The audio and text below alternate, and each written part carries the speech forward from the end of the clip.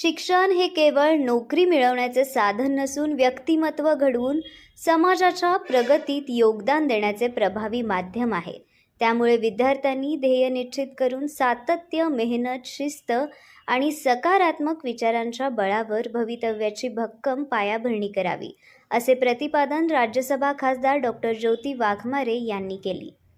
गवंडी सगर गवंडी समाज सेवा संघाच्या वतीने किल्लेदार मंगल कार्यालय येथे आयोजित गुणवंत विद्यार्थी सत्कार सोहळ्यात त्या मार्गदर्शन करताना बोलत होत्या. कार्यक्रमाच्या अध्यक्षस्थानी सुभाष हिरशेट्टी गुरुजी होते. यावेळी सोलापूर महानगरपालिकेचे नगरसेवक प्रियदर्शन साठे देखील उपस्थित होते. समाजातील अनिल सगर यांचे अधीक्षक अभियंता म्हणून पदोन्नती, तसेच अर्जुन हिरशेट्टी आणि देवीदास राजापुरे यांच्या सेवा निवृत्तीबद्दल समाजाच्या वतीनं विशेष सत्कार करण्यात आला.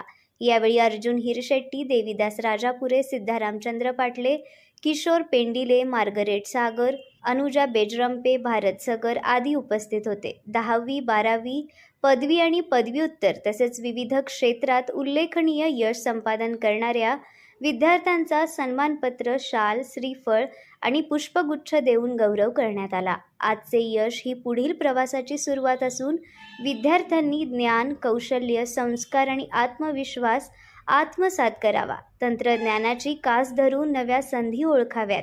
अपयशातून शिकून पुन्हा उभे राहावे आणि गरजू विद्यार्थ्यांना मार्गदर्शन करावे, असे आवाहन खासदार डॉक्टर ज्योती वाघमारे यांनी केले. शिक्षण क्षेत्रामध्ये उत्तम काम केलं त्या गुणवंतांचा सत्कार हा राजा भगीरथाच्या, राजा सगराच्या वंशजांच्या माध्यमातून होतोय.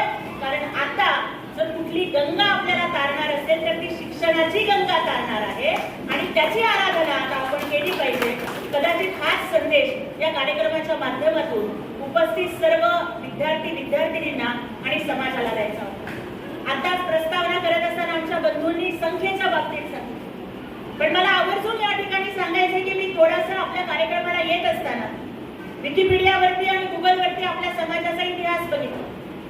बघा, युद्ध कधीही संख्येवरती जिंकली जात नसते. युद्ध ही पराक्रमावरती जिंकली जाते.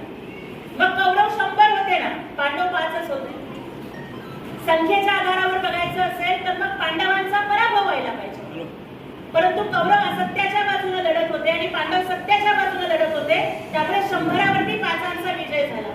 त्यामुळे तुमची संख्या 5000 आहे का 10,000 हे महत्वाचं नाहीये. जेव्हा मी गुगलवरती शोधून बघते गवंडी समाज, तेव्हा हा गवंडी सगर गवंडी किंवा बेलदार म्हणवला जाणारा समाज हा छत्रपती शिवाजी महाराजांच्या किल्ल्यांवरती डागडुजी करत होता. महाराजांची किल्ले मजबूत करण्याचं काम करत होता. स्वराज्यामध्ये तुमचं योगदान राहिलेलं आहे आणि आज स्वातंत्र्योत्तर काळात सुद्धा तुम्ही एक शिल्पकार समाज म्हणून हे जग अजून सुंदर करण्याचं काम करत आहात. त्यामुळे संख्या कितीही असली तरी संख्येपेक्षा, क्वांटिटीपेक्षा क्वालिटी जास्त महत्वाची असते आणि ती क्वालिटी, ते कौशल्य तुमच्या प्रत्येकाच्या हातामध्ये आहे.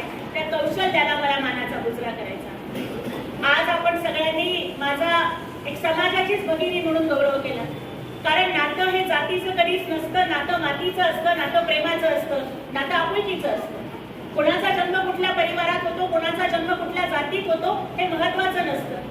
पण जेव्हा आपण एका संघर्षातून पुढे येतो, एकाच सुखदुःखांचा अनुभव आपण घेतलेला असतो, एका मातीमध्ये, या सोलापूरच्या मातीनं तुमचं माझं नातं हे भावा बहिणीचं नातं म्हणून जोडलेलं आहे. आणि त्यामुळे मला वाटतं की मी तुम्हाला तुमच्याच घरातली मुलगी वाटते, खासदार वाटत नाही, हे माझं यश आहे.